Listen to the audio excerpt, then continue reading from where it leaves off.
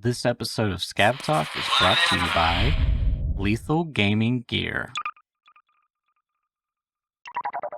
And welcome back to Scab Talk, everyone. Today's episode, we're catching you up on the Tarkov news that we have for you this week, followed by discussing Gray Zone Warfare. Me and Giga got a chance to play a little bit of the upcoming preview for the next update, Wars of Wind, I think, possibly. Then we got All the way. close enough. Then we got Marathon is just absolutely going through it in the mud. We'll talk about that. Then we're just gonna kind of just whatever we got going on. Sounds awesome. So let's start with Taki stuff. So yeah, I mean, I've been away this last week. That's why we're recording today. For those of you who are wondering, today is Monday, is when we're recording, Monday the 19th. We'd normally record the previous week on the Friday, but I was not here. And yeah, this is the first time we could get together. So, you know, it's been a week off of Tarkov. I don't think a great deal has happened. We've got a few things to talk about and some stuff that's in discussion. Like right now, there is a patch going through which there's no, like it's literally being posted at the moment. There's no notes or anything for it. It literally just says this update is aimed at infrastructure work necessary for future patches. You okay? Oh yeah, no, I'm just amazed at our timing for this type of stuff. That's all. Yeah. So there's a patch going through right now, but there's no details, there's no patch notes, nothing. So it's just they're laying groundwork. They're doing something. We don't really know what they're up to, but it allows them to do some more stuff in the future. So you know, there's not been like a great deal of things going on, but there are some things to update on in general. So I think the most interesting stuff is probably the updates out of Tarkov.community, because that's probably the place where we see the devs talk the most about stuff. We've got a few Nikita videos as well that we'll look at in a minute. But Tarkov.community has got some updates on it. We've got right now. Well, let's go through these ones and then we can talk about the events in a sec. So there's a couple here from Trent. Trent's a good person to follow if you want to see how it is going. What you can do is you can go to the Tarkov.community page. What I did this morning was I went in. The filter system is now much more improved. You can go in, you can clear all the filters, you can click on BSG's responded, and then you can go into the date. You can pick, you know, last month or something, and that will show you there's 3 on there at the moment, which I think are the 3 that Trent has shown here. And so yeah, they've got BSG's responded to scabs can see through smoke. So title, the scabs can see through smoke. They shouldn't be able to see through the smoke. This gameplay doesn't respect the use of smoke in various ways, and this is one of them. I mean, smoke grenades still could do with some love. Tarkov would really benefit from having smokes be continuously buffed in many different ways. You know, we've slowly increased the bloom and whatever, but people still don't really use them. I think I keep wanting to try to use them, but I keep forgetting to use them. Like, should smoke grenades go in special slots so you can just like hold them in there the whole time? I feel like smoke grenades could do with a buff of that description. Yeah. But you know, BSG has said in progress, right? So they're starting to figure out how to stop scabs from looking. I guess you just have to model them the same way as you do bushes if they've got the bush mechanics down. I mean, they still need to fix it. I can't remember what happens with the green. The last time I looked at the green, it's like some weird, it's like inverting somebody in paint. You end up with like a weird like invert silhouette through the smokes. It's very odd. Smokes in video games, classic, just hot mess usually feels like. Yeah, it's a bit tricky. So I think the only one that really works is the grey one. I know people, every time I talk about smokes, people always talk about them being client side as well, because you end up with what's kind of the way that you like non-deterministic mechanics sometimes because of the exact part, because you often get this right with games. And it's also, I remember, did Tarkov have this problem with Ragdoll, or was it someone else? I can't remember. I think it was EFT actually, saying that Ragdoll mechanics are kind of hard because depending on exactly the model on your client when they die, you end up having desynchronized positions of bodies between different users if you don't do it carefully, because you think, well, should be easy, but in many cases, players aren't in exactly the same position on each screen because of the way that the synchronized, just network latency works, right? Like people aren't always in exactly the same position, and you get this sort of chaos theory butterfly effect type thing where even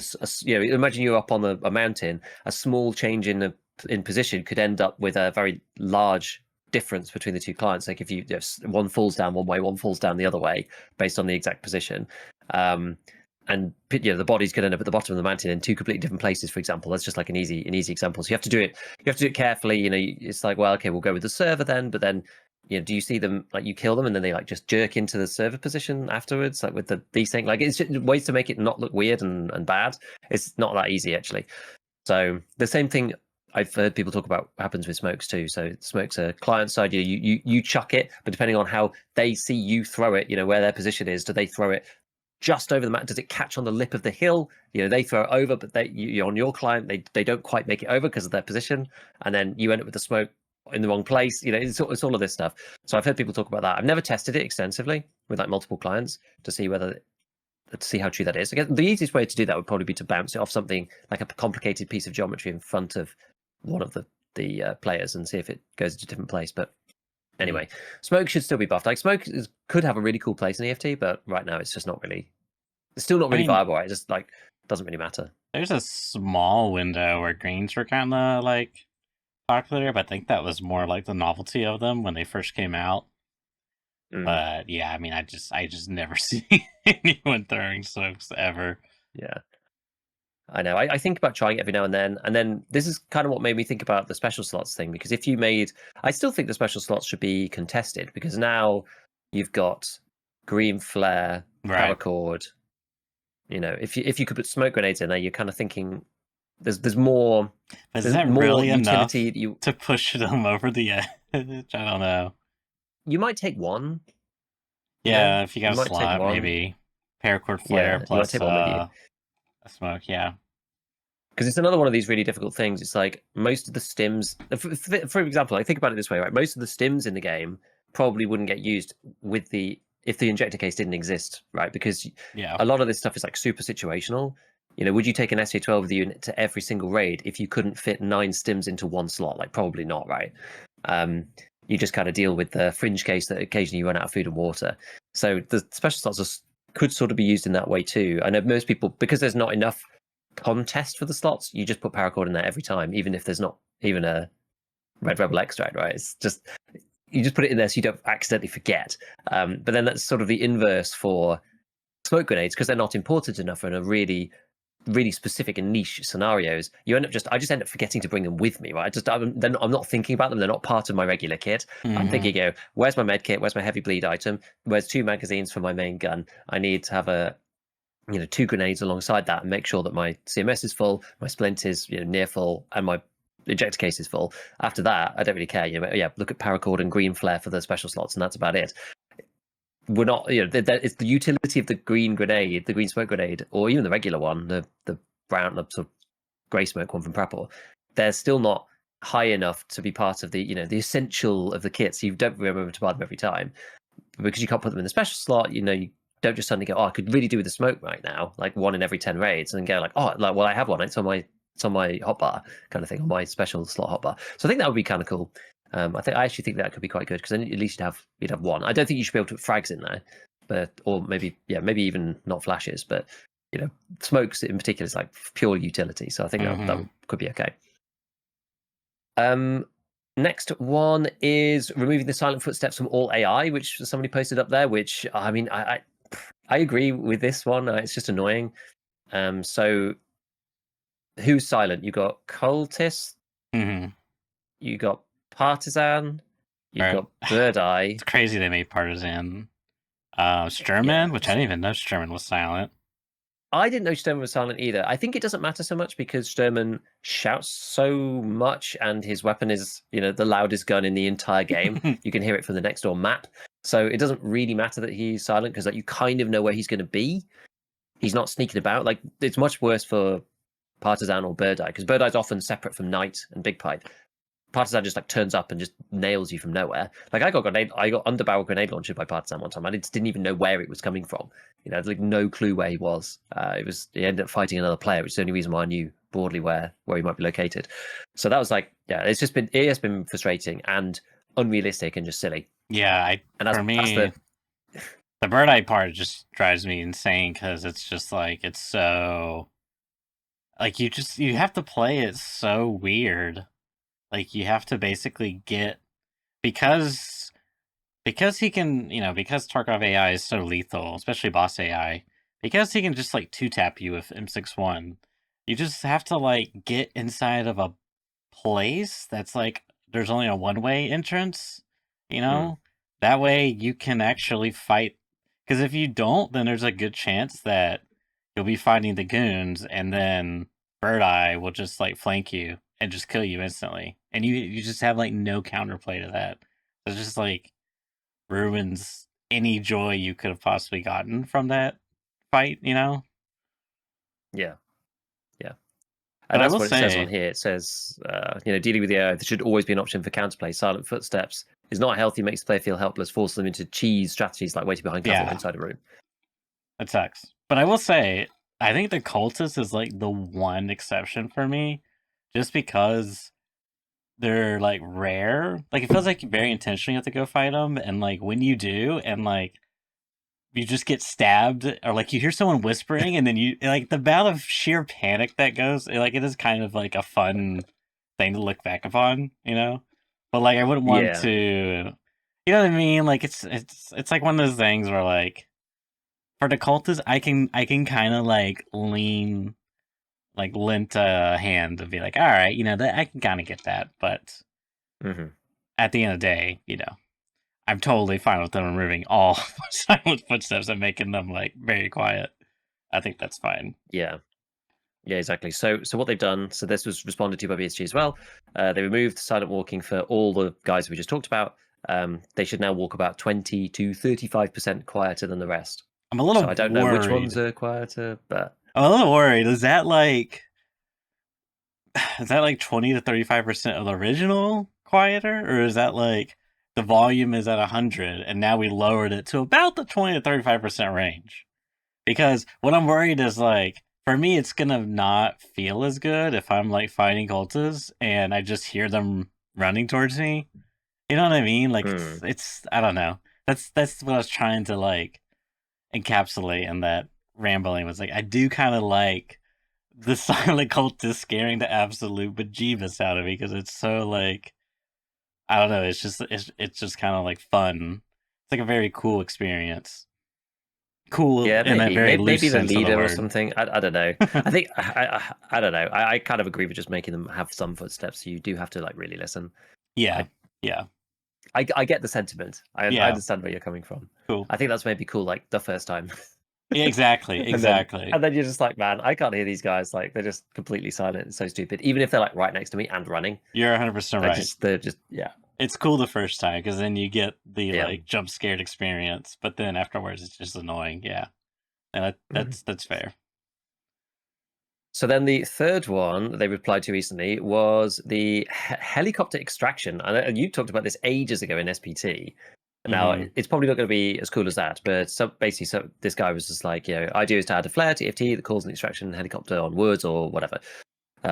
Should work roughly like this: you fire the flare into the air, wait 5 to 10 minutes. After the timer ends, helicopter arrives at the nearest location. Similar to how an airdrop works, so wait for 3 to 4 minutes. If the timer runs out, it leaves. If you manage to board, you'll either have the option to wait the full minute or signal to the pilot, knock or speak to leave immediately. Can be shot. The helicopter can be shot to have a grenade launcher.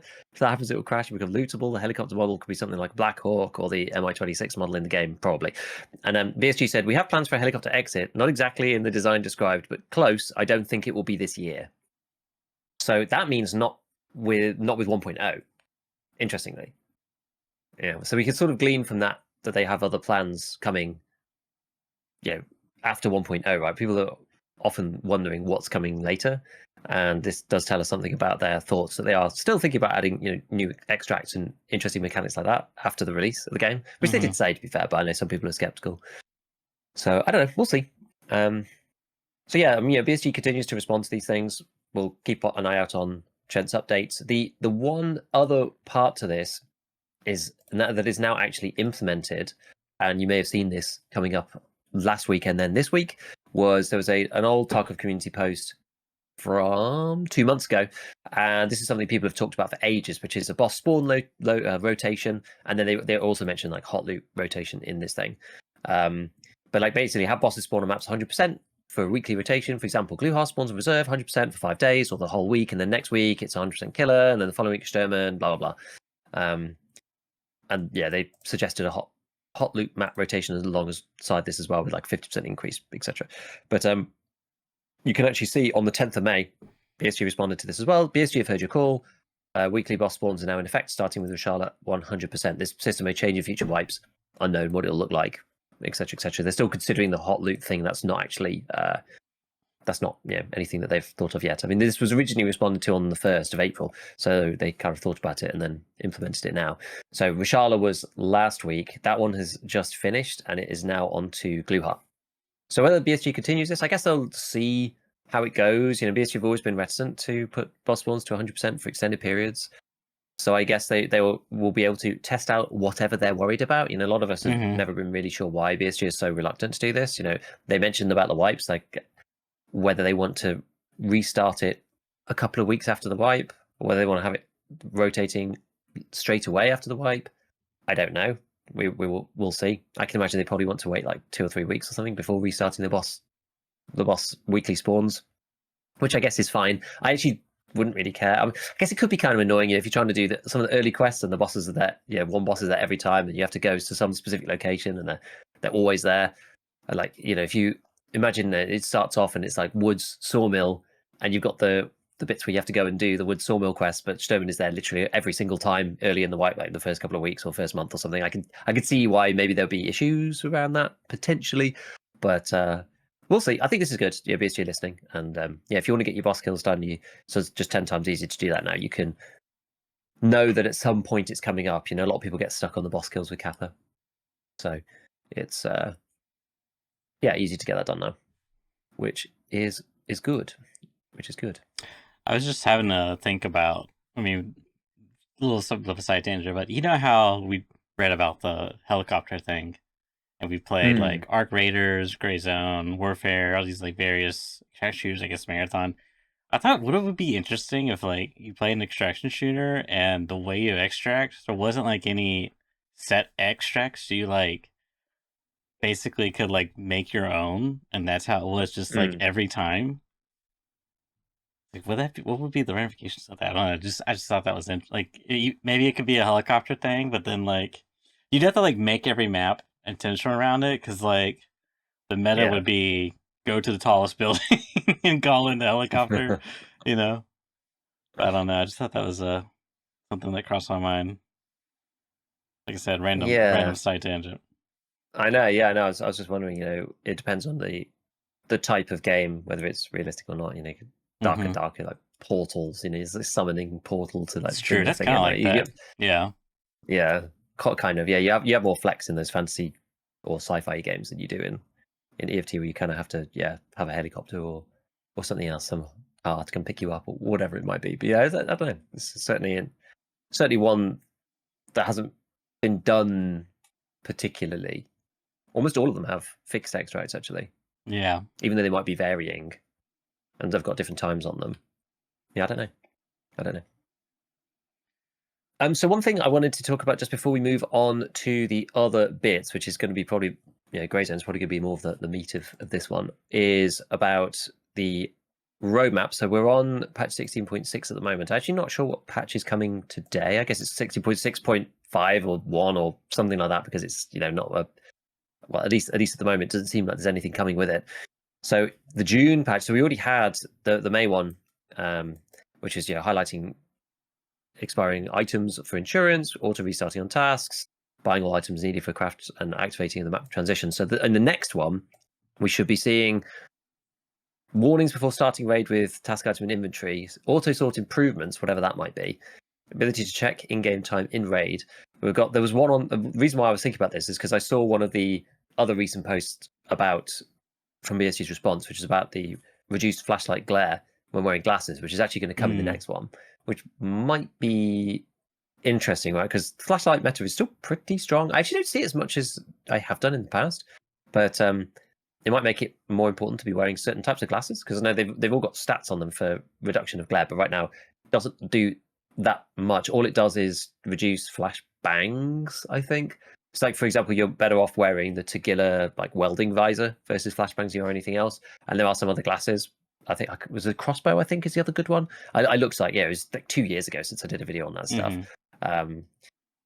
And I think that was mainly to counter the KS23 flash meta when that was literally Right. just introduced. But like no one uses those anymore. No one really uses flashbangs, so it's not really a big deal. But it's certainly, well, it'll be something that's interesting. And then we've got auto purchase of missing currency when buying items, which would be great. Task sorting improvements, and then this one, which people have been waiting for ages, highlighted attachments available from traders when building a weapon. So you'll be able to have like a Yes. checkbox or something for available from traders, which is going to be super cool. So yeah, apparently that's going to be coming in June. That's going to be patch 16.7. So that's not right. That's not right now. But when do they do 16.6? I'm not sure. But anyway, we've got one a month until August, at least according to the roadmap.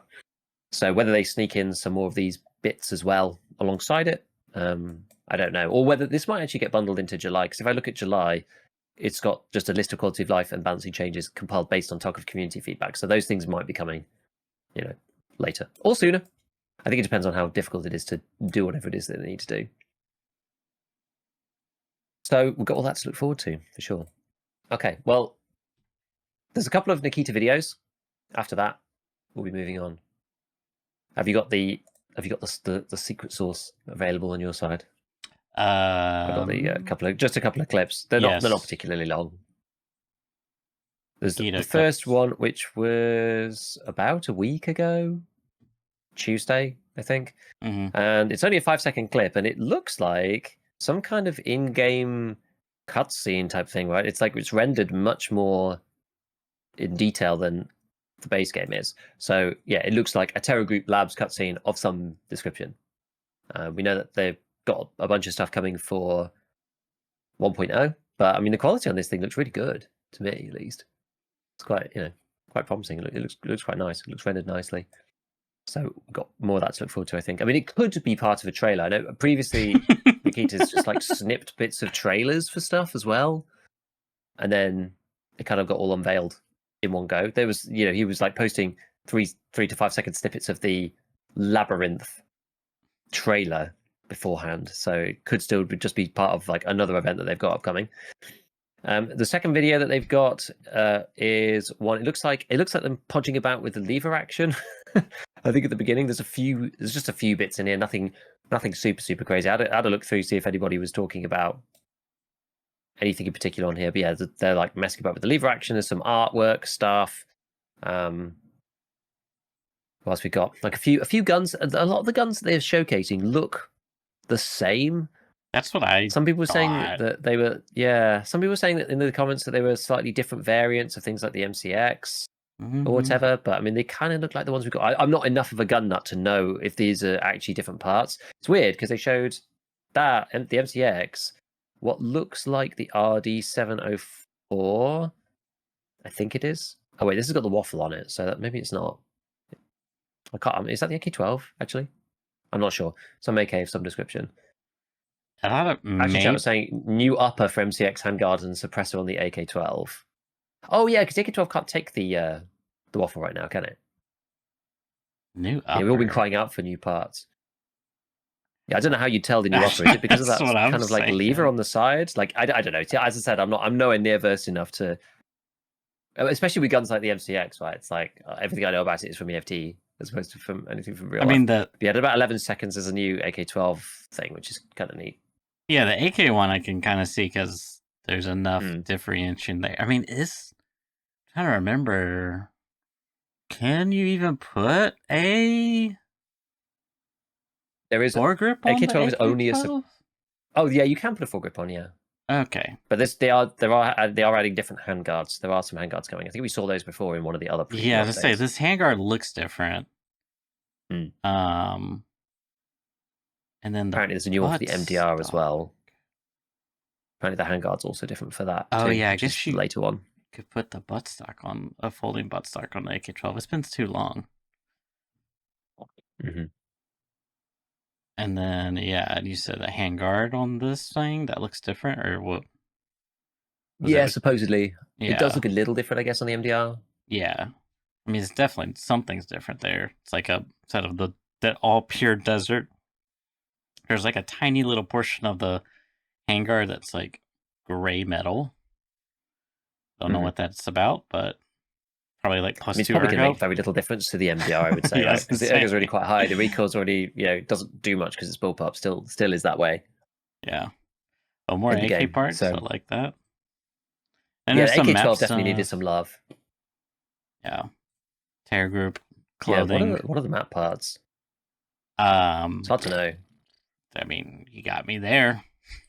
There's one in the middle at 15. Kind of looks like streets. I think it could be arena maps. It's hard to know. Could be arena maps. Exactly. Could be enhancements to some other places. It definitely looks like. I mean, it's an urban thing at like 15 seconds. So it could be streets, or it could be enhancements to the arena maps. And then there's someone turning on and off the music on the radio. Yeah, but like, where is that at though? That's a different.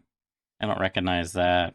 That's like the hideout radio, but Yeah, it looks like customs to me, oh but I yeah, I don't know kind of where. see I was that. thinking maybe gas station, Yeah, I can see that. new gas in one of the little rooms. Yeah, That I was can where I see would that. intuitively think. I might not be quite right about that, but I don't really know. I was thinking lighthouse, like in the at the actual lighthouse, one of those like buildings there. But I don't know those buildings well enough to know that for sure. I guess it could still be. Yeah, I don't I've know. only been there Somewhere like around 3 times, so there.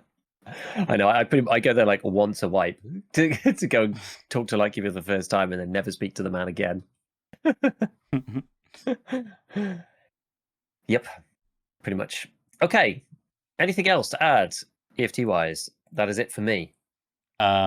just some fun facts in the cinematic of the lab saying the robot arm is titled Keck on it, branded Keck, Heck. anyways.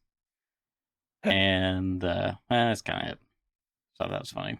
Mate, that's the same company for Keck Tape. They need to lean more into their corporate corporate branding. Yeah, Keck Corporation with the Keck Tape and the Keck Robotics. it's funny. All right. Before we do, we'll because Grace is going to be like a big block. Shall we quickly run through Marathon Haha, I see just to what you did update people there. Run through marathon. Oh, Giga. let's just talk brief. I mean, there's not that much to say. I don't think. I mean, you might have more to talk about it than me. So after the mixed reception, I would say being extremely kind to the kind of alpha test and the way that they went about distributing keys and the marketing and all of that stuff, a whole can of worms has opened up for Bungie, basically, which it has. I mean, it's. I would say this is from my perception and my own personal echo chamber of who I see posting. This has turned the marathon like alpha-y preview from mixed with a sort of negative slant, people going, well, maybe I guess we'll see, but not really sure about it, definitely into the kind of like, the community is very much against you, that the optics are really, really bad now for this game, and not really sure how they can kind of recover from this fail. So the timeline being, Marathon did the alpha like closed release. Lots of people couldn't play. It's like, oh, what's your favorite streamer? Like, this is kind of like burnt the good graces of this kind of model now. What's your favorite streamer for a chance to get the key? You might not even get one. You don't even get to try it yourself. I mean, I know you got burnt by this yourself, which is pretty annoying. And then the reception itself was pretty mixed. Then Arc Raiders came out, and people really, really liked the game, and it's effectively competing for the same audience. Is sort of a sci-fi type extracted shooters, like brings something different to the table. It's like nicely polished, actually seems to have better mechanics in it and works really well, kind of out of nowhere. And even people who were not necessarily skeptical but weren't even thinking about the game, I mean me and you included, were very positively surprised by it, and it seems quite nice. So it's like, okay, that's another thing that Marathon's not doing so well. Then this huge scandal broke. What's the artist's name? Oh The gosh. original person? Yeah, basically Her what's happened name. is it has appeared that like decent portions of an artist who is not associated with Bungie's work has been stolen and incorporated into the design for Marathon directly in ways that are, I guess, indefensible. It's not it's not possible for it to have been a mistake or anything. Like the designs are like literally some of the designs are copy pasted. This has kind of exploded the the community's perception of the art style in of itself, which was already quite controversial. It's a bit of a you either love it or hate it type situation with the art style, but then parts of it have been copied, and there's been like lots of debates raging about.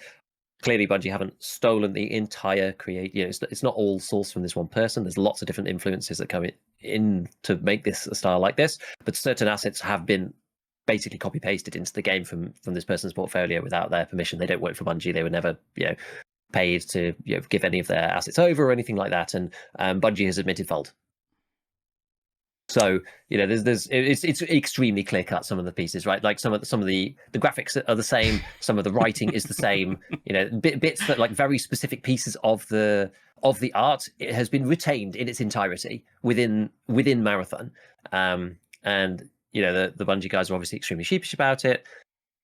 I don't think it was, well, it's one of these things where how deep does the rot go in terms of like who knew? Did people sign off on it? I mean, it's so blatant. It almost seems like it wouldn't surprise me if somebody just like lifted it and then put it in and no one really checked and nobody noticed and it's been shipped like this, right? It seems like it's so blatant. I can't imagine it would be an intentional management decision of Bungie, because it's like this is just going to explode in your face, right? No matter what. It's just someone being lazy, thinking they're not going to get caught, and then they got caught.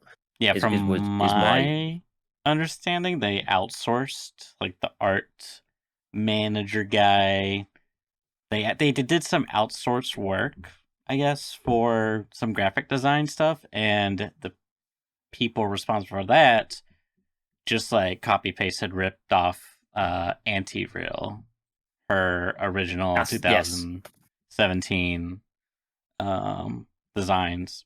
And yeah, I mean, as you already said, it's just like it is just obscenely blatant. Like there's actual just like alpha dark space haulage logistics is just like, yep, we're just gonna take that, copy that, paste it right here. So and obviously this is extremely like embarrassing and distressing for the Bungie devs, and it just doesn't really bode well for the game, because like, I mean, that was, probably like the one redeeming quality about the game was like, everything else is kind of mid right now. I'm not too sure about, but the art, at least I'm vibing with that. But now it's like,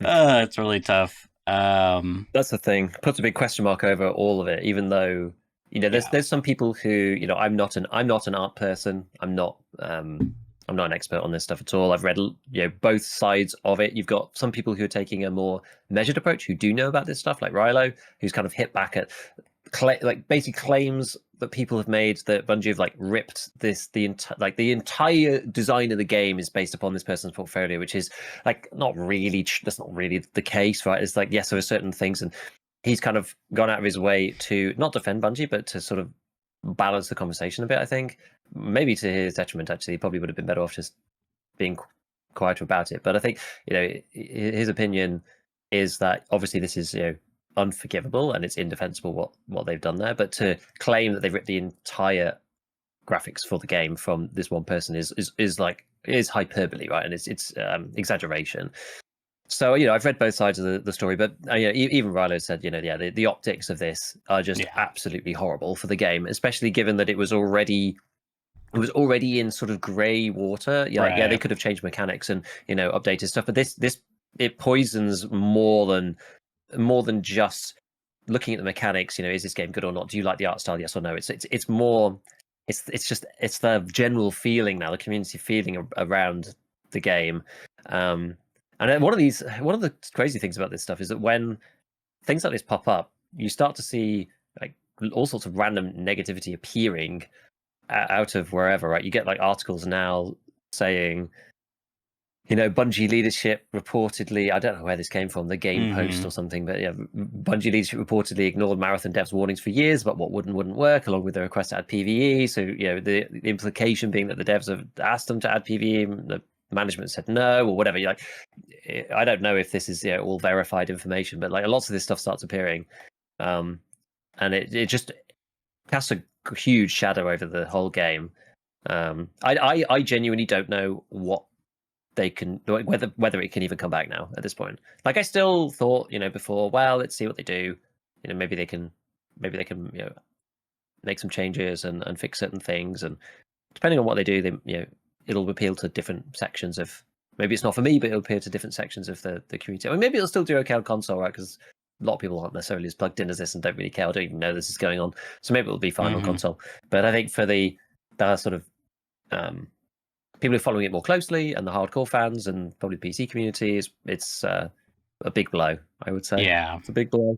The future of this game. yeah. So I mean, I don't know. We just have to wait to see what else is there to say. There's as you. I mean, you put it pretty much well. It sounds like there's going to be some delays. Like, people are speculating delays are going to be inevitable at this point in terms of timelines. Like, things are just not looking good. I think God, the absolute worst outcome would be Sony lays off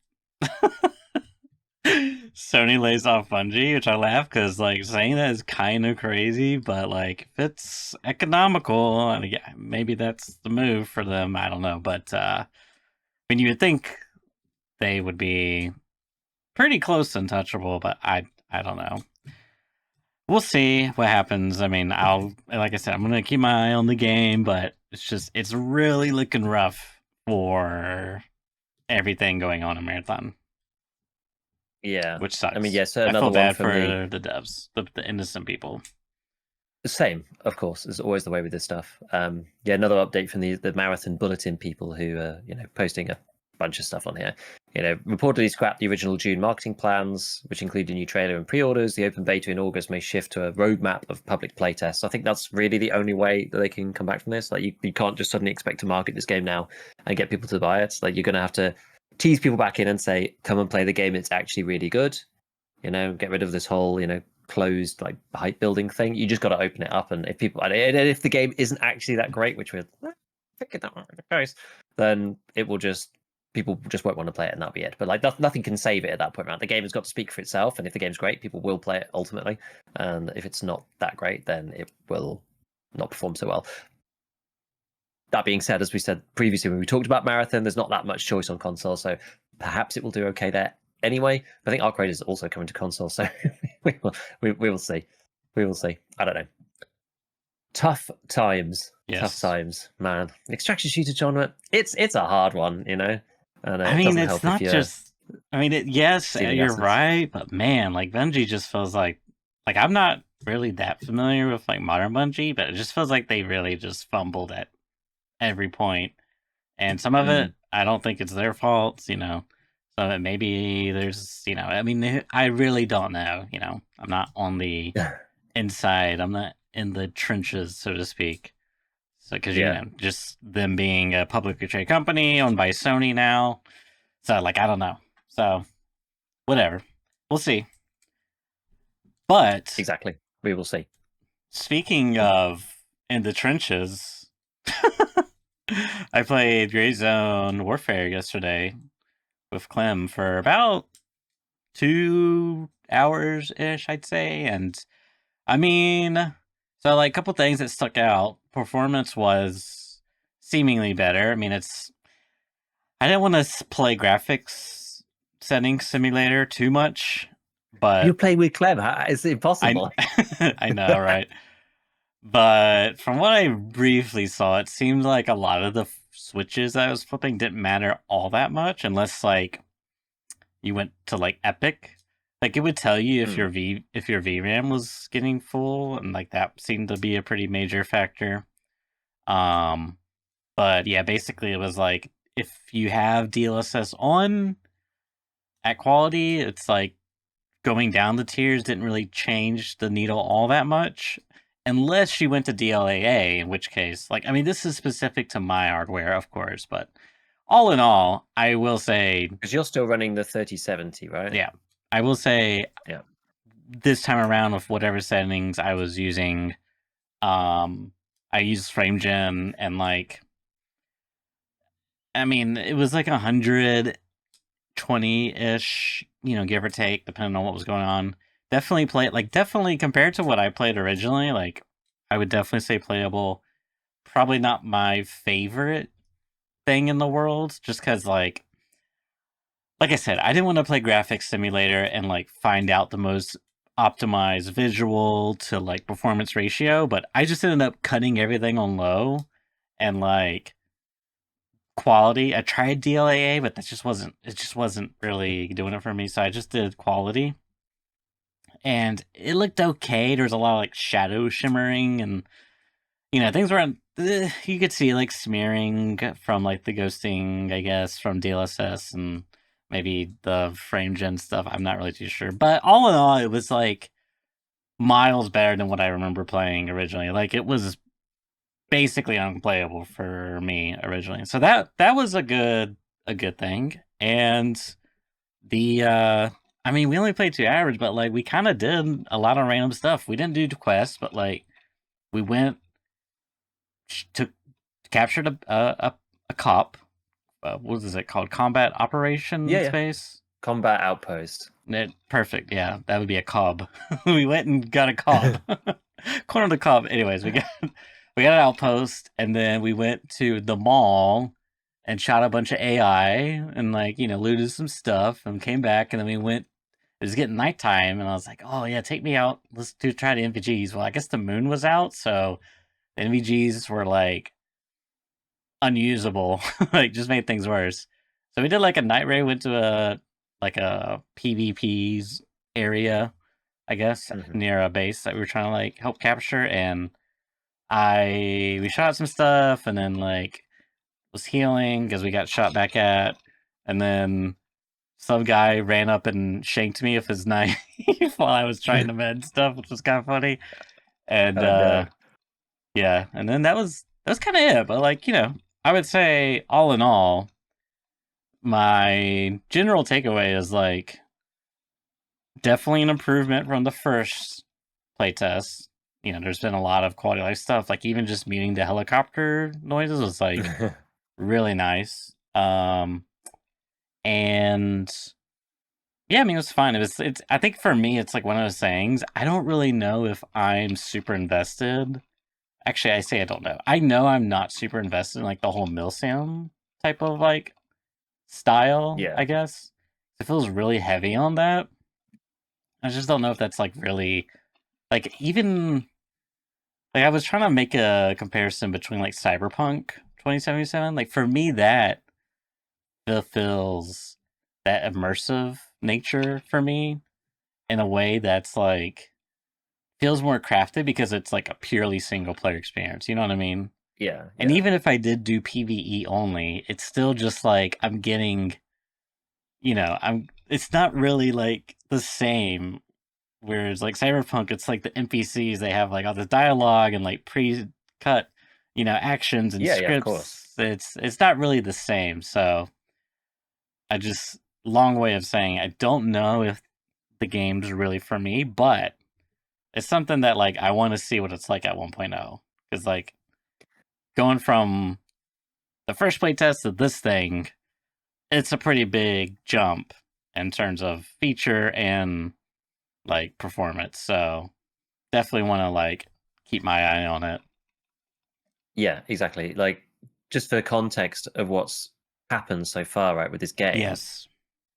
It's a year. It's a year since they released into the first original playtest from 0.1, which was like this is the game as is, and played it a bunch when it first came out just to get to grips with everything and try out all the systems. I think I played 50 hours. I think when it first Oh wow. dropped.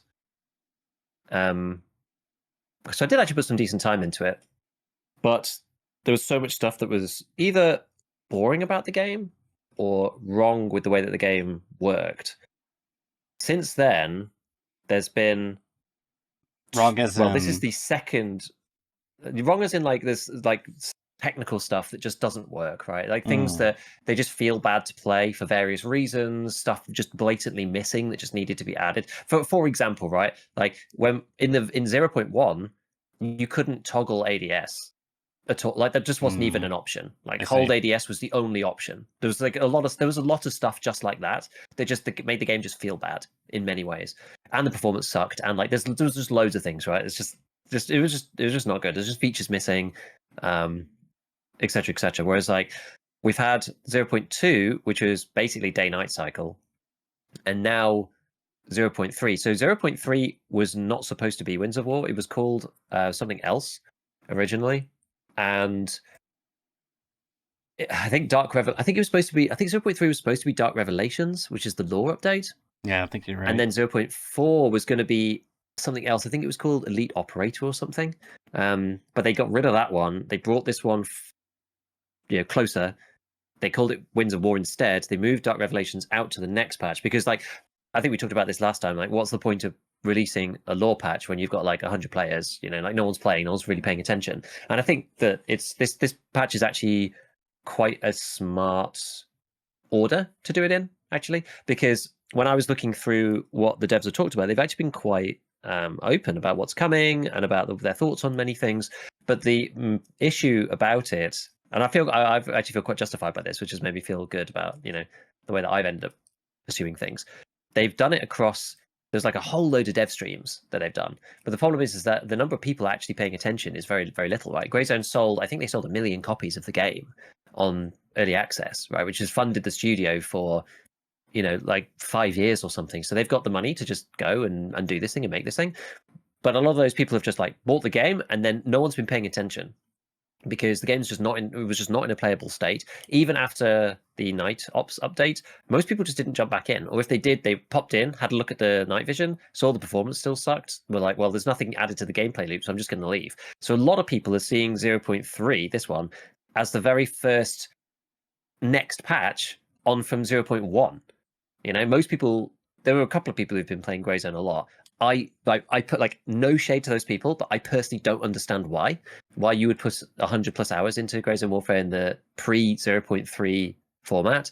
I just don't get it. But some people really, really love it, and yeah, fair enough. That's it's up to each individual what they want to do, right? There's always going to be a super core community within each game who plays. Even you look at Marauders, whatever. There's still some people who play and love the game. But for the vast majority of people, 0.3 is going to be their next touch point with the game, right? And I've said it, and I think the devs have been open about it too, that the game's going to take a long time to brew, and that's just the way it is. They're a relatively small team. This stuff takes an eternity. I mean, look at Tarkov, right? It's taken 8 years to get where it is now. It's full of content now, but it's taken forever to get to where we are, and they've grown enormously in size. So 0.3 is most people's next big update. But when you're looking into what the devs have talked about, there's like 3 different sort of dev casts that they've done, which are like 1 hour and 15 each. Then there's another one about the update and all this stuff. So there's a lot of information, and they do these 5-minute community update things as well, but it kind of doesn't encompass everything.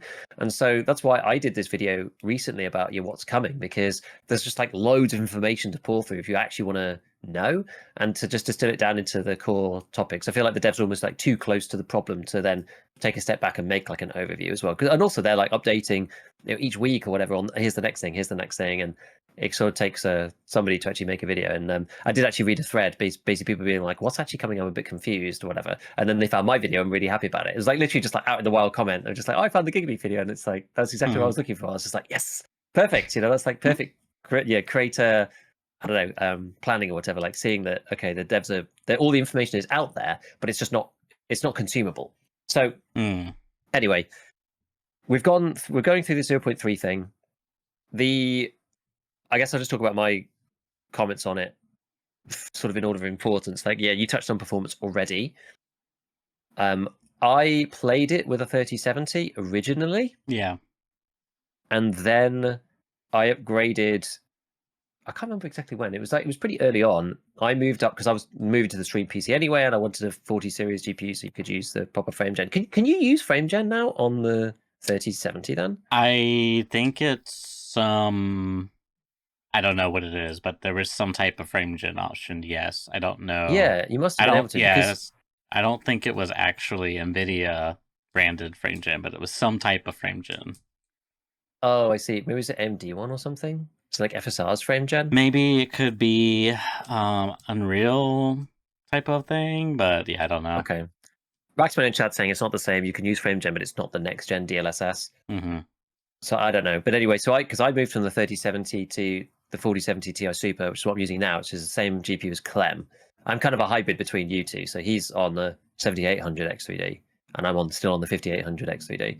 But anyway, so I've got the 4070 Ti Super, which does have the next gen frame gen in it, which is kind of why I wanted to move up a series. I mean, it just made sense as well based on pricing and whatnot. And also, this guy's got 16 gig of VRAM, which I really, really, really wanted for games like this, on purpose. So it was kind of like price to performance, like hit right on the line. And that's because that was genuinely the biggest killer about Greyzone before, and why a lot of people refunded the game was because they literally couldn't play it. You know, performance kind of needs to come. It's like I was talking about this on stream, like performance and gameplay. You cut like they're both number one priority, right? If the game sucks, but the performance is okay, you're not going to play. If the game is great, but the performance sucks, you're still not going to play, right? Because like it's horrible to play with low performance. So between then and now, as you said, the performance seems to be quite a bit better.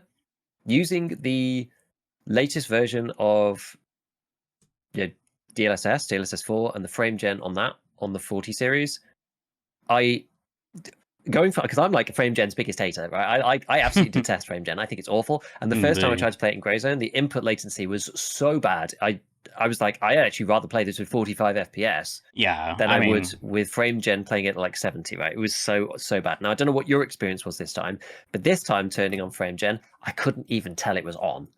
Like maybe if I was being really picky, that's about what I would say. I could maybe just about feel it, but it was like night and day difference. And so for me, the update has gone from I just can't play it at 70 to 80 FPS with frame gen on because I can't use my mouse. So I've got to play it at 45 FPS, going to it plays at 100 FPS all the time now, and like 85 with a scope. And that's like that. It's so different, the performance. It's like the actual base performance hasn't changed that much. It's probably gone from 45 to 60, something like that, which I guess it's quite a big jump. But it's because of the impact that has. Like we talked about this again, like maybe a month ago or so, but about this sort of like non-linear impact of frame rate and the frame gen after that. It's like the lower the frame rate, the worse the frame gen is. So even going from 45 to 60, that makes frame gen like way better already. So I actually don't know how much is the new tech, how much is the frame rate increase as a baseline, because that also helps. I haven't fiddled around with my settings at all. I'm kind of waiting for Clem. I've stuck everything on high for the time being, but I'm sure I can optimize that better. I know that he said that I think certain ones you've got like more ray tracing and stuff. Like my GPU, I'm GPU bottlenecked in this game 100% of the time.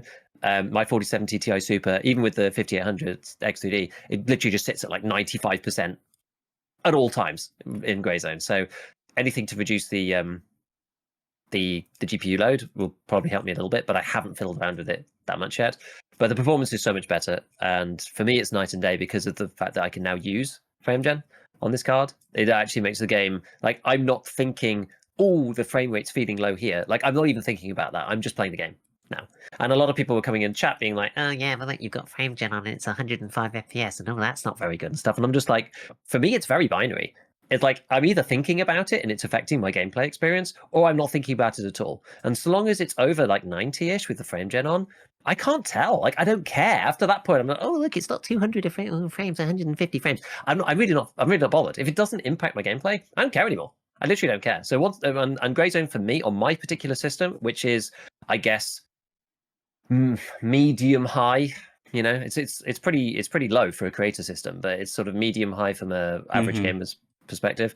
But now we've reached that threshold where on this one at least, an old AM4 system with a decent GPU gets to the point of Greyzone where like you're not thinking about performance anymore, which is like that's a huge win for me. And that for me, that's like number one like main point about this thing that killed a lot of people's experience and is now good. The next part to it obviously is the gameplay loop section. So we've got these cop things.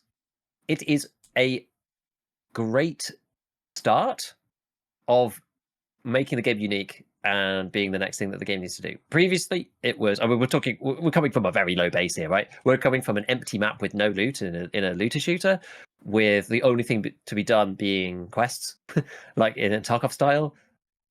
Which, in my original criticism of 0.1, they bigged themselves up big time about the questing and the scripting and the immersive nature of whatever, and it just wasn't that, in my opinion. I think that was probably the most misleading part of their marketing campaign.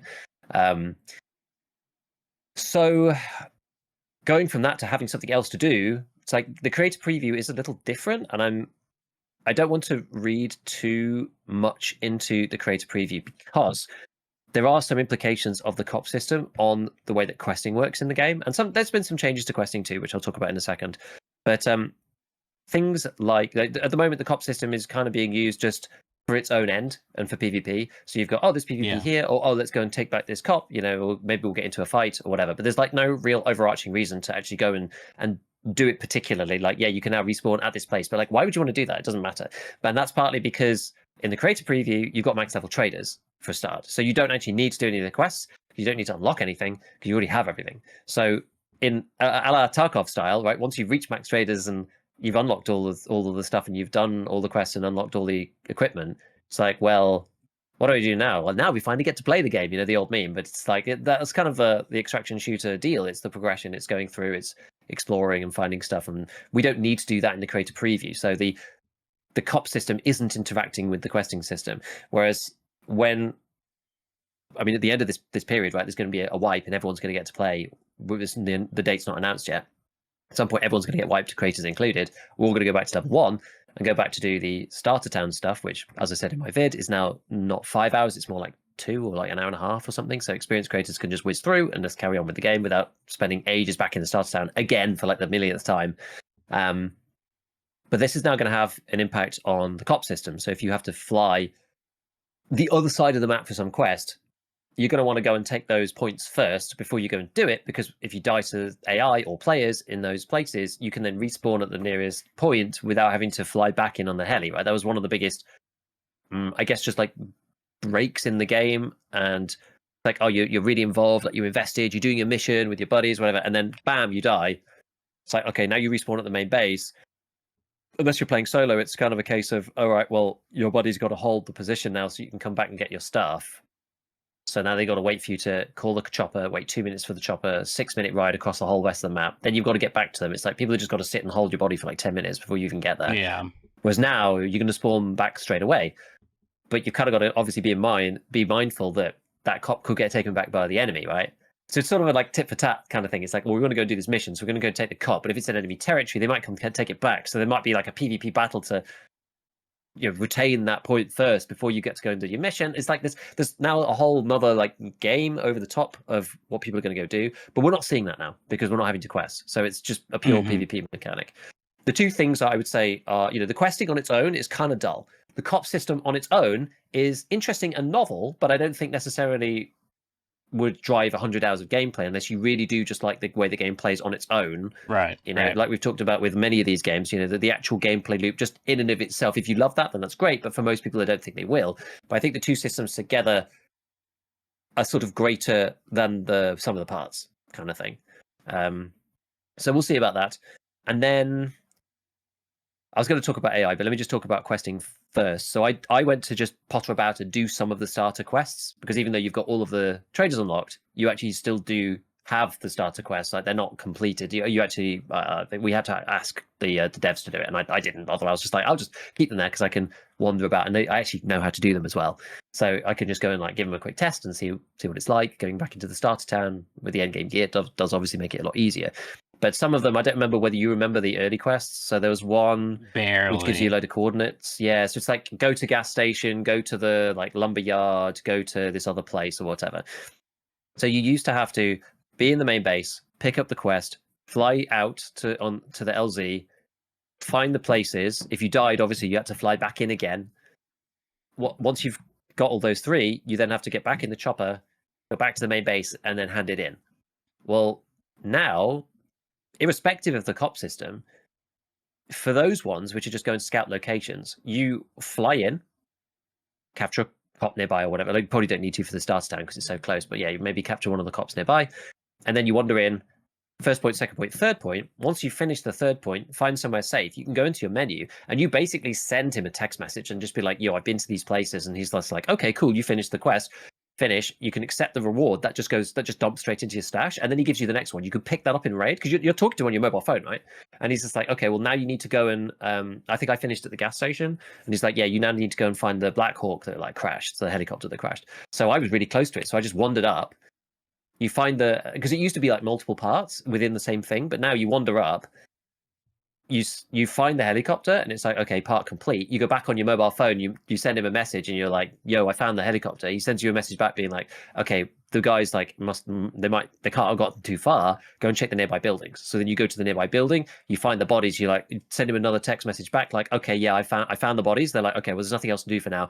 That's completed the next quest. So you press finish on that, then it gives you the next one, right? And it's like, you don't need to go back to the base. There's certain things you need to go back for, like you have to, and I guess you could buy them in the cops, but you have to buy markers for some stuff. There's somewhere you have to go and find the meds and bring them back to the lady. But like it makes it more, it makes it feel more intuitive. I think it's like if you have to go and grab an item and bring it back to the traders. I think you can hand it in at the cop. Maybe I actually can't remember. I think you might be able to, but you have to go and extract that item out because it's a physical box.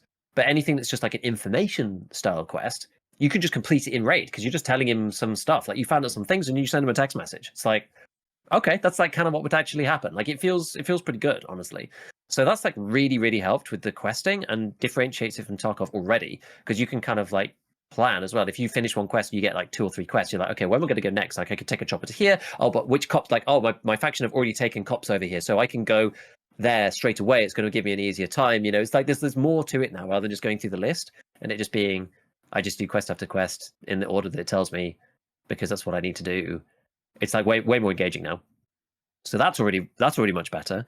And then the final sort of like big point was the AI because Greyzone has a infamous system, right? It's the one that people want to have in EFT that they're never going to have, but Greyzone incorporates the infamous plate system that Tarkov has, except because there is no health in Greyzone, it actually sets up for it, right? You have like organs and blood. You don't have an actual HP pool. So the AI did have a tendency just to like one-shot you, especially in the starter towns, because they're all using HP. So as soon as they hit you anywhere that's non-armored, you just get a huge expansion and it like hits your organs and you die. From my experience playing I think I played Did they 10 say hours there or was like so. a bug related with that as well? Yeah, there was a bug as well. So it was like AI accuracy, a bug with the way that the expansion was working, and then just the mechanic on its own. And it meant that people were just dying. Like you just get one tapped so often by the AI. It was just really, really, really annoying. Yeah. So in my 10 hours playing, I got one tapped twice. Once I got shot in the head. Okay. Fair The play. second time I was wearing a decent plate carrier and I got hit with soft point, like right along the side of my chest. But avoided the plate, but the expansion wound must have hit my lungs or something and killed me. And I was like, that's kind of lame because I was like wearing the good armor anyway, and they shot me from the front, but he shot me through the side, and the expansion just killed me outright. I was like, that's kind of sucky. But it only happened one time like that. The other time, as I said, I just got aimbotted in the head, which is just going to happen sometimes. So it's night and day better.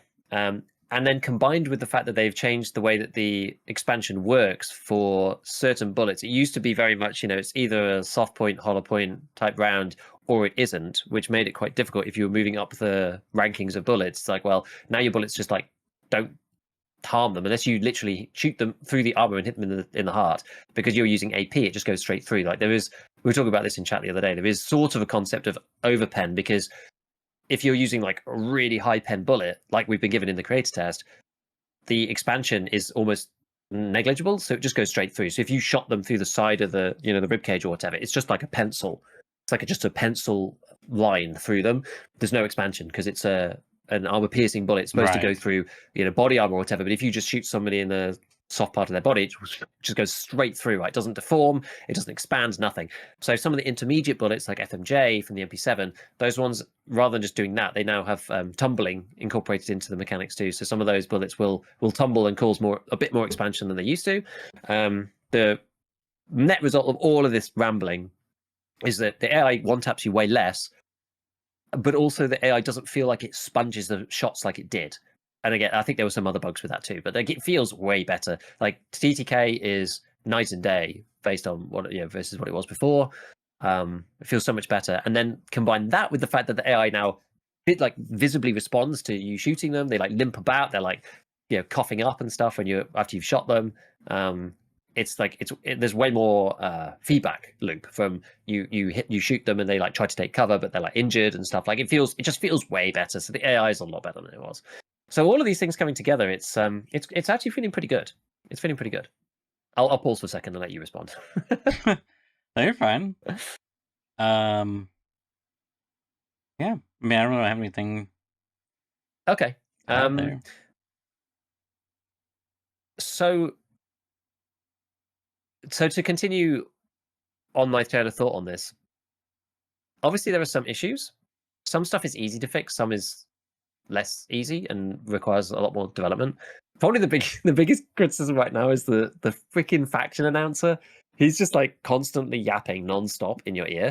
That's true. No matter what happens, whenever there's any PMC engagement, because now you get these PMC circles that appear whenever there's a fight between PMC factions, so you know where the PvP is. But as soon as one of those appears, you get this guy in your ears just like, look, enemy hostile PMC action spotted, and he's just like chatting constantly in your ear, even if it's 3 kilometers away across the map, or even further. Actually, it's like a full helicopter ride away across the whole rest of the map. So they need to turn that down somehow. You either need to be able to just.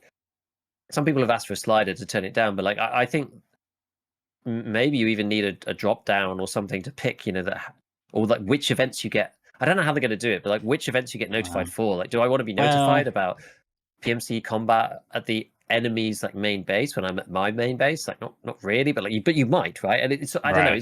It's going to be a bit difficult to balance that properly. I feel that there needs to be some more work done just in general around how that communication works out. Sometimes he goes, "Hey, PMC they've engaged at some particular location," and you look at the map and you're just like, "I don't even know what you're talking about." There's not like a flashing logo that's associated with the voice or anything, or they name one of the cops. They're just like, "Oh, PMCs are fighting Bronco. Immediate assistance required." And then you look at the map and you're just like, "I even know where Bronco is. Like, where is that? Like, there's no search on the map. Like, you can't. I don't know the names of all the cops, right? I don't seem to be in any specific order or anything like that." So it's just it's a bit tricky. So they need to balance that faction mechanic versus with the voiceover, with the map, with the notifications, with how often they are, like, but without removing information. So I don't know really. My other kind of like major thoughts. Or do you want to chip in there? I was just gonna say the one that really ticked me off was when you're like sitting in the cops and the like guards just like chatter, but like it's like the dialogue doesn't have any pause in between, so they just like repeat new line of dialogue, new line of dialogue, new dialogue. It's like, oh my god! It's like, God, I can't stand these bullfrogs. I'm like, I know. Yeah, it's like the Skyrim guards, from old Elder Scrolls games. Oh my goodness! Yeah, no, I had one guy like follow me around the cop. I had to basically leave to stop him from following me around and just like chatting to my ear. They have added a lot of new voice lines, so it's not quite as samey, but yeah, even still, all the AI voice lines probably need to be toned down quite a lot. But I mean, I like the mechanics overall with the cop stuff. I can see an interesting future for what this is going to end up becoming, and I've been brainstorming all sorts of different ideas about like what you could do at this point, and it really depends on what kind of game you want it to become. Like, you could take this game right now and go in a few different ways depending on how you want to lead into it, all the way up to becoming a sort of like mini like 4X strategy type game, right? Or like it's like how much do you want this game to become a squad, for example, where you've got the ability to upgrade these like forward bases, right? These cops, do the cops like what does it give you? How much do you want it to become a game like Foxhole, right, where you've got like I don't know, like the ability to build stuff? How much? I don't know. It's one of these things. I don't know, like, because it's a milsim kind of game, you probably don't want to go too far. Like that kind of thing only appeals to a certain portion of the audience, like which is namely me, which is one reason why I'm sort of careful about it, because I know that I would love this kind of thing. What would you love? But I feel like you could some extra thing over the top that involves some amalgamation of the way that these sort of bigger more strategic kind of games work, or ones that have got more of a. I mean, I've sort of like want to avoid sort of talking about like RTS but sort of RTS style mechanics, right? Like I talked about a foxhole ages ago, but you've got two factions that are fighting against each other. There's like tons of people in the backlines building stuff. Every piece of ammo produced is like produced in a factory owned by a player, that kind of thing. You obviously don't want to make Greyzone like pull it to that level, but even a game like Squad, where you build fobs yourself on the map, and then they get resupplied by delivery trucks going from like the main base or whatever. You can like request supplies in, and then you can build stuff around those. That Squad is probably rides the line in a good way without just like alienating the player base. And some people, there is actually a portion of the player base that quite enjoys doing like the logistical side, especially in the Mill City games. So I feel like they could lean into that. You've played Squad? I played Squad, yeah. I played a didn't decent know amount that. of Squad. I don't think I've ever really talked about it, but it's quite fun. I mean, I ended up, half the time I end up doing, because kind of nobody else wants to do it, I end up doing like Logi half the time, just like driving trucks back and forth. I've played Squad, 50 hours. So I have 50 hours in Squad. So Okay. it's another one I that had I've no like idea. played like some of. I'm not a main, I haven't mainlined it, but I used to play it with my friends for a bit. For the problem with Squad for me, doing the actual combat in Squad, was it was kind of a like crest the hill with so much of a strand of hair and you get immediately shot kind of game was the front line of Squad for me. But it's because Squad's gameplay, and obviously I was playing Tarkov at the time when I was playing Squad. It's like that you are a useless grunt in Squad. Yeah. And it's distinctively and specifically designed like that. So it's difficult for you to just like one man army the enemy, even if you're quite good, right? The skill, the actual mechanical skill is capped quite hard on purpose to prevent any one individual having a disproportionate effect mechanically on everybody else. Yeah. So the game really revolves around team strategy, group strategy. The team that is more organized and more structured typically will win. I mean, I'm not a Squad veteran, so people. Some of what I'm saying is probably not true, but that was my experience when I played previously. Whereas in Tarkov, it's just like you can, if you're skilled enough, you can take out a 5-man of like average players very easily. Right? It was like Squad, like the movement is clunky. It's hard to get into the right position. You're noisy moving around. You can get spotted quite easily. The cover is sort of sparse and difficult. Volume of fire is sort of key. Like they've sort of leaned into more real military mechanics, whereas Tarkov's like much less like that. And like you actually have like a leadership structure in Squad. You have like a leader, and then you have leaders of the squads. The squad leaders are the only ones that can talk to the main leader. So then the squad leaders then have to tell their squads what they're going to do, right? So the whole game is structured around having a top-down like hierarchy. That's the way the game is designed. Greyzone has the ability to do something along these lines. So that my favorite idea so far that I've had is something along the lines of the sort of two systems. The cops. Let's start with this. So the cops that you capture get attacked by AI periodically. There's some kind of resource. I don't know exactly what that might be. Maybe it comes from the main base or something. I'm not really sure. I don't really want to have lots of people having to like lug stuff across the map. It's not really the mechanic I think they should go for. But there should be some kind of resource. Maybe it's just money. I'm not sure. And there's like a faction cash pool. I don't really know. Some kind of resource mechanic, which could actually come from the cops being captured themselves in some ways, right? If they're associated with, this cop's got like a mine next to it, whatever. You're like, making money doing that, whatever. Which can upgrade the cops to, I don't know, bronze. You have a basic cop which is just white, and then maybe you have bronze, silver, and gold. That's like they're more fortified as you build them up. But the higher that they're built up, the more degradation there is. So the more resources you have to push into them to keep them at that high level. That would prevent AI from taking them back and give players something to do in the game loop. On the other side of that, once a copy is captured, and maybe depending on the level, it would create more of these points. I think the cops should create some kind of like faction points or something that could maybe be spent in some way. So there'd be like influence points, for example, in the cops. Now I don't know whether it would be all the cops together for the whole faction, or whether each cop would have its own set of influence points. And you could then, like, the most basic one might be, for example, to bribe the locals to basically spy on the enemy faction and tell you how many influence points they have in another one of their cops, for example. That would be like one of the most basic ones, because I don't think the points should reset. Right, so if you take a cop from someone else, I think the points should stay. So it's kind of a risk reward thing of, do we let the points build up and then use them on like the better things like bribe or like pay the locals off to go and attack one of their fobs like outside of the regular ongoing attacks that happen. So you could distract them with a locals attack on one while you attack another, but you've got to build up some points for that because it's like an influence point system. And the reason why I thought that this would be really good is that this is exactly the name of the game. And this is when I was listening ages ago to them talking to the special forces dude, right? This is gray zone warfare, right? It's like who's on, like, you're paying you're bribing the locals. It's like, it's not like black and white military, right? We're kind of leaning more black and white military now with the PMCs and the FOBs or whatever.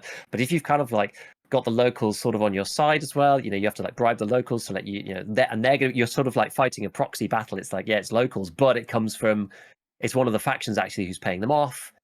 Maybe you can pay them more, like arm them up with better stuff, whatever. I don't know. So I kind of had these two ideas in mind of this sort of like cop influence point type thing to allow you to then do stuff and like use that influence on the locals to negatively affect the other factions, or do things that you want to do, either spying to figure out which cops have got most points, launch an attack or whatever it might be, and then a resource system to upgrade your own cops so that they're harder to take back. Something along those lines, broadly, I think would be really cool, and because that would give even more of a reason to actually use the cops to do stuff. Like I think they should give you something.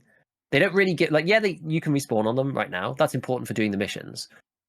But it's sort of self-contained and a bit closed. It's like the point of the cops is to do the missions. The whole point of doing the missions is to get better gear, so you can go and take the cops to do more missions. It's a little bit bit circular, right? Like, it's the same conversation we have with Marathon of like, why do you actually want to do this stuff? It's like, well, to do more missions and get more gear. Like, yeah, I guess that's sort of the baseline, but I don't know. I feel like adding more incentives for players to actually do stuff and go out in the world and make their own plans and decide on their own strategic objectives and whatever is a good idea. So I was just trying to think of extra stuff over the top of that. I think that'd be quite cool, and I think it plays in quite well with the game itself. I thought the really like the real tangible thing at the cops was just like, it's just convenience. Like, you get this, I guess, have a stash closer to you where you're doing your quest versus how it was previously. Like, that's the main tangible thing, right? As it stands currently. Pretty much, yeah. And so, like, this is the thing. I like the cops update. I think it's a really good base. But is it enough for me to play 100 hours? Just because it's kind of a PvP catalyst, I suppose. But you're really just fighting over convenience. Yeah, to do the quests, which ultimately, are they interesting enough? I guess you could make the argument of territory control. Like, if you had, let's say, I mean, I don't know how the system works, but my general idea, it's like an inverted triangle where, there's a faction south and then there's a faction northeast and northwest, right? If the cops are spread out far enough, could one faction like wall off another faction, so to speak? Like, I don't know if that's like an actual thing, but like, if that could be a thing, I guess that could be another like friction point. But I see what you're saying though about having, some sort of like resource management, because you kind of do have this like large scale thing. You got all these cops spread about, and it's like kind of what I was alluding to is like, could you build like the Great Wall of China and just like, you just own this little like segment here. You just like completely wall off this side of the triangle. Yeah. I know I've had other like random ideas as well of things like, the cops are either linked in a hard way or they're linked in a sort of player driven way. I don't really know how you would do that precisely, like more resource mechanics or whatever, but I mean, maybe that makes it too complicated. And insofar as, if one faction goes too far, you could go behind and cut off the cops by going behind enemy lines and like taking some of them back. And then if cops are then cut off, then like maybe you only have so many more respawns up there, or maybe you don't get access to your stash anymore, or the traders, or whatever, or like, so it's limited not just in some like way. Yeah, because if it's not, I see what you're getting at though. I think you got something I see the general area you're like playing in, you know what I mean? And like I totally Yeah. feel that because it does feel like it, but you don't want it to be so like encumbersome to where it like bogs Hmm. down the parts of the game that they're like executing pretty well on as far as like the milsim Exactly. Tarkov gameplay loop. Like you don't want it to be, as you said, like squad, like too much like squad, where it's like you are, or like Foxhole is probably like a better example, where you are just Yeah. like a nobody. Go grab t-shirts and make more clothing for your, do your daily Yeah. supply route. Like, yeah, You want everyone to feel like they can go and fight without some portion of the team feeling like they're lumbered with playing Logi.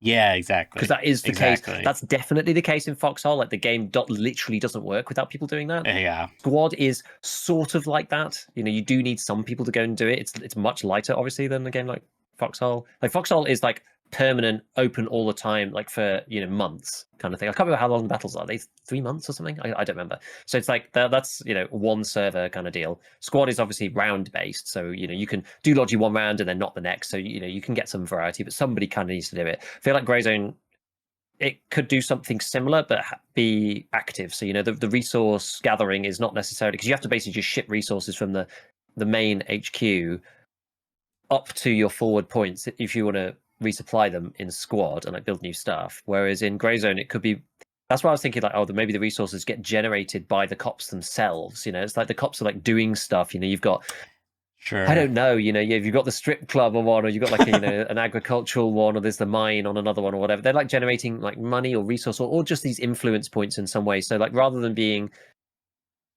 rewarded for just shipping materials from the base, which I don't think is really that good. I don't think the mechanic's really going to work in Greyzone. You're rewarded for like taking territory and like having Hmm. influence over the territory, and then that gives you not necessarily more power, but it gives you more options. It gives you more kind of more choices to make about what to do next, and gives you a bit more control over certain aspects of like what to do. Yeah, like spying on the enemy team and stuff like that. Things that are maybe not hard necessarily. You could have stuff where there's an economic incentive to do so. I mean, I did think it would be good if there was like, because they've added these squad missions, these sort of dynamic squad missions all over the map. I haven't done any of them because I've not really played much in squads with people, but I still think that they should have ones which are active for like solos as well, or small squads, which is just go and take this particular cop for for whatever reason, and maybe you get a bonus, you get some money for doing it or whatever. Because right now you just kind of take them for territory. That doesn't really give you anything. Like, if I don't have a task over there other than Right. PvP? What's really the incentive of me going to take the cop? Like, why do I want to do any of it in the first place? But like, if you got some cash for it, you got like a bounty, like your faction's going to pay you to go and take this. Like, oh, they're gonna the AI announcer picks one of the cops and says, oh, this one's really important. You have to take it back in the next 30 minutes, kind of thing. I mean, you could even do it both sides, saying there's an enemy is going to attack this cop imminently. You got to hold it for the next 30 minutes, right? Like that. If you did that in a bilateral way simultaneously, that would drive some serious PvP. But I don't know whether you need to do it on that much in an inorganic way, right? To force people saying like, you're going to get some money if you defend this, you're going to get some money if you attack this one. Like, I feel like you want players to do things a bit more organically than that. But you see what I mean? Like, give Oh people yeah. some incentive to go and like take the cops that are not necessarily just to do with tasking or whatever, because they're going to get you're going to get $500 or something like that for going and doing it. Because if I got an actual reward, because I'm enjoying just going and taking the cops and enjoying seeing the different terrain at each one. Like each one's a bit different. Some of them are on Hmm. mountains, some Hmm. of them are down in valleys, some of them are forested, some of them are urban. Kind of cool seeing all the different terrain around them. But once you've got it captured, you're just like, okay, well, I guess we'll go and find the next one, To the or next one. go and Yeah. recapture the previous one. Yeah. Whereas if there was some way to sort of upgrade them or fortify them or do something, or they actually then gave you some influence points, whatever, you could then spend that on stuff. You think like, okay, there's actually more to this. But it's way better than it was, right? It's like, but Yeah, again, it's for sure. another cool baseline. So it depends what the team have got in mind for the future. I'm actually not really sure yet. We don't really know Hmm. what's going on with Ground Zero. That's their ultimate idea of the whole game, right? It's like what's going on in the middle, which is almost a sort of storytelling type thing. But Yeah. maybe that's up for the next one. We'll find out a bit more of that with the lore update. I don't know, but yeah, I'd say it's cool. I just think there's so much potential. Like this is what excites me. It's like not necessarily Yeah. the game right now that I'm going to be playing 1,000 hours of it. It's like the future is bright for this thing. You look at their roadmap, and it goes out before the 1.0 even. It goes out till spring 2027. Yeah, it's So crazy. we're 1 year in. We've got 2 more years on the current roadmap, which they've already changed once. So we'll see. Yeah, But they've got the structure to make something really cool, I think and that's what so. excites me. And there's so many ways they could go with it. Like there's actually lots of possibility from this point. And I think, yeah, I mean, everything you just said, as far as like excitement and, structure and flexibility, promising, like, they're also privately owned. So, like, and I think didn't they say they already, like, have the funding that they needed? Or am I thinking of some other studio? Yeah, no, they have the funding they need for years now. Because I mean, they literally sold 1 million copies. Yeah. So, like, So they if you, made like $25 million or something from. I mean, that's assuming it's all US. I know it's different pricing across the world, right. so I don't know exactly. But we're talking like low tens of millions for funding the studio. So they have time on their side, which Yeah. is good. So, I mean, like, And then we'll and see. watching, I've been having Clem's VOD for like the past hour or so playing in the background, and like it's kind of funny because his game looked very different than what my game looked like. Like the lumen settings above low do definitely change how the environment looks. But you know, the point I was getting at is like if you really like, whatever, if you like anything about this game, it's like you should totally buy it and like be along for the ride because like I feel like you're getting a very good product here at the end of the day. Like the game looks really good, assuming you can run it at these settings. Like the technology of like lumen and lighting and whatnot. Like they're going for hyper graphic fidelity, I guess is like one way I would say it. Mhm. And then yeah, just like the gameplay, like things we don't know a lot of stuff. Yeah, someone said like $35 good value right now. Absolutely for sure.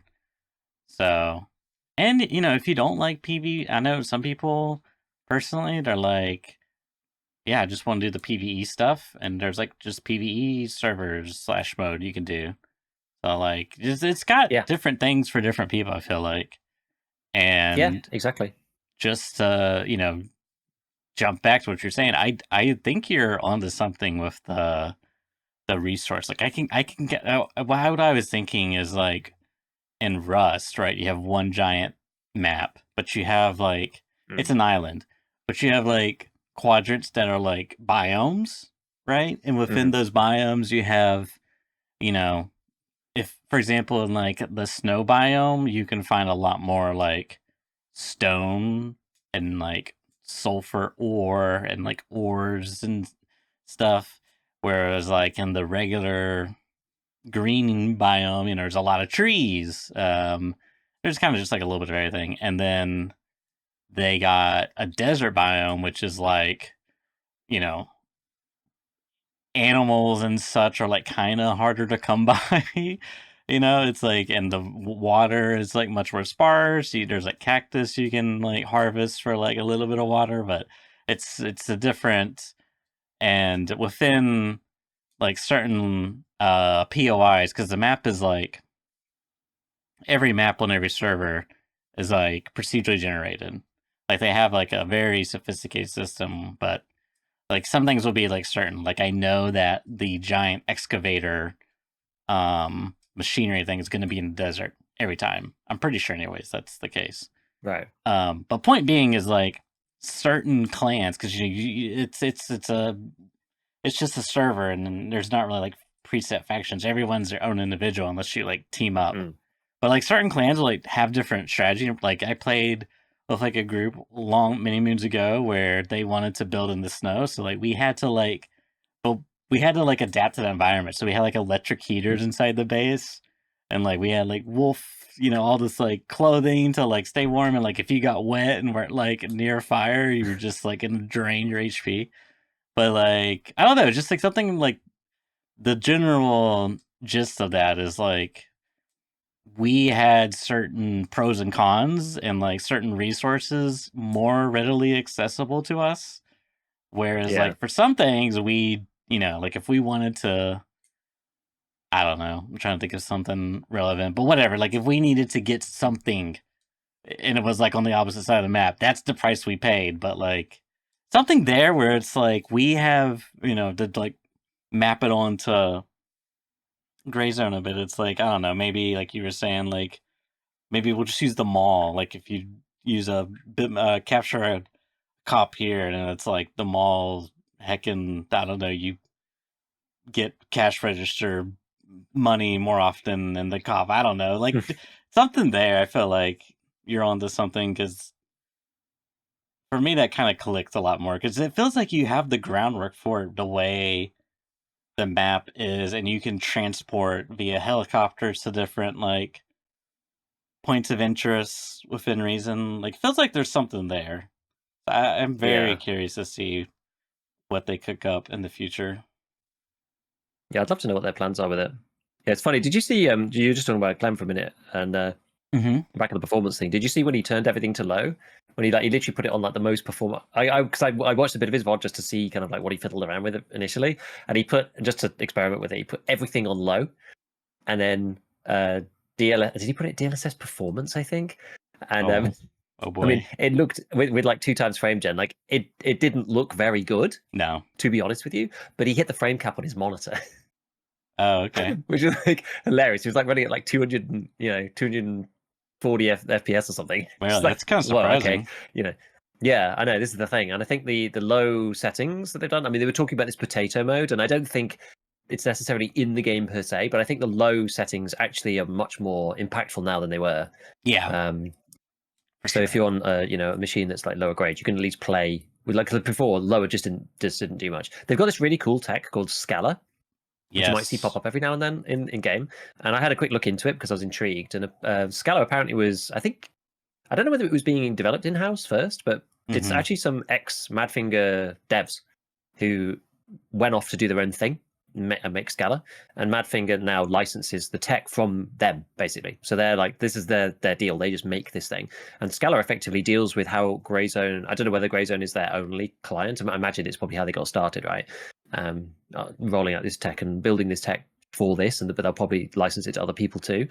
But it's they've got this tech which effectively procedurally generates, or procedural is probably not the right way, but it's like producing stuff on a wholesale scale, assets for like distant LOD rendering. So it's how Greyzone has trees rendered out all the way up to like the far mountains, grass renders, out to very very very long distances, and that's done in a more efficient way because it's designed around this Scala tech that they've got, which allows you to basically have all of these things are sort of I guess they're like linked in some way, right? You're producing these assets en masse, and if you create the game with that intention to begin with, you can kind of do it in a way that looks really realistic, but isn't necessarily as performance problematic for performance, or gives you a hit to performance as it would be rendering all of these assets individually. So all the trees and the distance in Greyzone probably are, there's probably a few different assets for them or whatever. They're all rendered at the same time. You're only rendering one model, but in lots of different places. Like, and they've got basically it's this scaling tech that they've got to allow the game to actually at least run. So as they optimize that further and that technology progresses too, we'll probably see it get even better as time goes on. Like they've already made some decent optimizations with this patch, which is pretty good. So yeah, I've high hopes for it. I don't know they've got really great base going on here. I'm excited to see how it goes over the next 2 years of updates. Which I mean, we already know they've got like crafting coming and stuff. So Battle Forge is like more weapons modding. There's going to have like workbenches. I think there's crafting coming in that as well. I still think the loot could do with a bit of work in Grey Zone right now, but there's like some stealth stuff coming. Shadow Strike, Rising Tensions is maybe more of like a PvP type update. I'm not really sure at the moment, but yeah, we've literally got 2 years before they're even thinking about release, and 2 years is a long time given that it already feels like it's been out for a while and it's only a year, and they've made all this progress so far. So it's good, and they've worked on the things that were most important. Big bugs, getting the performance up to scratch so that people can actually at least play it. And now they need to build on the gameplay loop to make that really impactful and work well, which I think they're doing well with the cop system. I'm glad they're kind of going this direction. So yeah, I'm long term positive about this game. Definitely. Good. Very good. Love to see it. All right, so let me tell you about this little game. Oh, I accidentally closed out your camera. I didn't mean to do that. Called Cobalt Core. Let me pull it up on whatever. This game is a roguelike deck builder, right? I was looking through Hmm. my library, and I'm in like a friends of family, we'll call it, shared Steam library. And someone had this game, and I was like, because I was just looking for like a basic card game. I'm a sucker for these types of card games, and this one, I was like, oh, I'll try because I downloaded like a handful, and it's called Cobalt Core, and it's set in space, and it's, as I said, roguelike deck builder, familiar to something like Slay the Spire, but Hmm. you are piloting a ship, and how it works is kind of like a grid-based system where you move left and right, and you fire cannons, and you got like weak spots, etc., and like the cards all interact with like moving and shooting and shields and whatnot, and you got modifiers. And but what really I mean, I will say, like, if you have a Steam Deck, this is like a perfect game for it. Fortunately, I do not, but I could totally see it being great for that. But I just love like the art style, like the vibes, the writing for like the characters. Like it's just like so like cutesy and funny. Like I don't know, it's just they're little like one of them is like what's their name? Riggs, and she's just like always talks about boba tea and drinking it. I don't know why, but that's just like their thing. But the really fun part that I've come to really appreciate is like every time you complete a run, because like built within the story of the game is this idea that you keep interacting with these time loops where like, because the little gameplay is right, you do a run, you unlock something, usually with these types of games, maybe more cards or more modifiers or whatever, and then you just keep playing again, Hmm. right? You're supposed to play these things for many multiple times. So the way they incorporate that in story is like, oh yeah, there's like these time crystals, and you keep like going back in time, and like every run, like your character will like reference this type of stuff, and like there's even like Ah. alternate characters like evil Riggs or evil Perry and stuff. It's like, who are you? It's like, what? Who are you? It's like, you're the evil Riggs. Like, well, I'm just gonna call you stupid Riggs because you're dumb or something. It's just funny. And but when you complete the a run, you get Hmm. to unlock a memory, and it plays like a little like pixel art cutscene. You get to learn more about the character, like what's going on, because throughout the whole game, there's this AI on your ship called cat.exe, and it's just this little like cat person. But every so often, you'll just like see them, like their little picture avatar, just like go rogue, and they'll just like say Mm. some crazy dialogue, and then occasionally they'll go like extremely rogue and all corrupted, and it'll just be like some insane stuff. But I don't know. It's like it's just interesting because it's probably one of the very few and first times that like I feel compelled to like play a game to like unlock story bits. You know what I mean? Because like I want to Yeah. know what's happening, which is like really unique for me. Because usually I just play a game for like the mechanics, and that's it. Yeah. Like it's like the Spire, I guess. But this has just been like a Yeah. really Yeah. fun. Like I don't know. I'm just very pleased at the labor that's went into the project. It feels like they've done a lot of like really cool things of a lot of aspects. Not just like the gameplay, but like the story, the world, the characters, the dialogue. It's fun. I like it. So you just like fighting ships? You're fighting other ships in each sort of scene. Is that kind of the deal? Basically, yep. Okay. It sounds to me. Have you ever played Hades? Yes.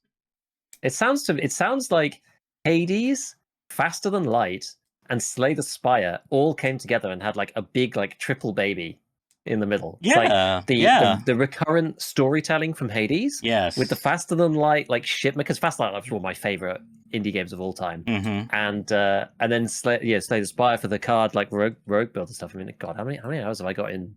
Uh, and I have like people were I just never got back into it. Because people were recommending me ones which have got like more stuff. You can download these mods for Faster Than Light. I think it's called like FTL Universal or something, or Universe or whatever, and it's got like way more mechanics and things. Because I kind of was just like, kind of done with Faster Than Light eventually, but like I have 145 hours in FTL, which is, you know, for me that's quite a lot. I absolutely love FTL, so I'd be tempted to try. Like I'm a real sucker for spaceship stuff with, you know, upgrades and different modules. The thing I like about FTL is just like you're managing like the power and like deciding on, oh well, do I need more battery and or more, more of this or more of that, and you're trying to think, well, what if this gets taken out? Like, can I use my guns anymore? And it's like managing all of these like pros and cons. It's like the perfect roguelite style making impactful choices game. It's like they're so good for this kind of stuff. Although I would argue FTL base game vanilla is not actually particularly balanced, which is one of the reasons why I kind of stopped playing it. Whereas like these other mods are apparently much better. Like the mods for the game, you can play for a lot longer and it's more balanced. But no, I mean that actually intrigues me. Maybe I would check that out because yeah, I love that kind of game. Slay the Spire, I've got 95 hours in, and Hades I have only 20. So, you know, like I kind of got fed up with the Hades. Like Hades is quite manic. I need to go and back I and wasn't play compelled it. I wasn't compelled enough by the story to go through because it takes quite a while to finish a run. Yeah, I agree. And it's quite like, I found it quite like my hand started to hurt a bit. Like after playing Hades for a while, I'm like, man, I want to find out the next part of the story, but I have to do a whole nother run again to get to the next one. And it's like you have to, if you want to go up through the progression or whatever, you have to like click on these various modifiers that make the game harder with each run, otherwise you don't really earn anything from it. And I was just like, oh god, like it's such. So it was already quite hard last time. Like some of these the turn-based like thoughtful like deck buildery type ones are much more chill because you're not having to do stuff in real time. There's definitely a skill check on Hades, like a mechanical skill check on Hades, which sort of prevented me from playing. Whereas on something like FTL, it's like you can pause it whenever, you know. Same with Slay the Spire, you know, you can kind of just take the game each stage as you want to. It's much more of a chill game, which is why I kind of prefer those. But no, it sounds quite good. Sounds quite good. I'll have to look it up. Is it quite cheap? These things usually are. I would say like for me it's a 9 out of 10, and the pricing is kind of like right now $20. $20. Yeah, I mean, I guess that's pretty fair. Like I don't know.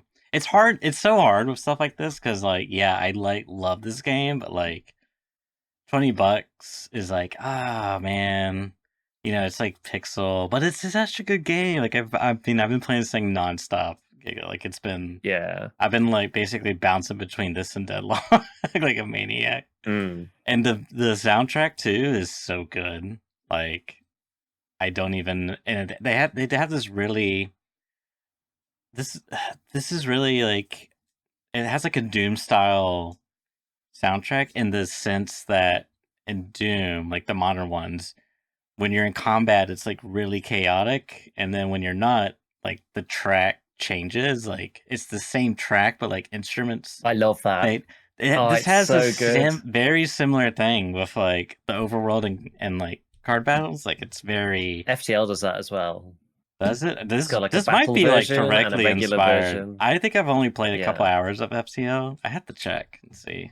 Dude, I freaking love FTL. I love that game. It's like that's like my perfect type of game. I love Faster Than Light. I didn't play it for ages. I saw a friend playing it on Steam. I don't think I have any. No, I've definitely played this. It's like I keep meaning to play it. Blah, blah, blah. But it feels different enough each time because you unlock different ships that have like different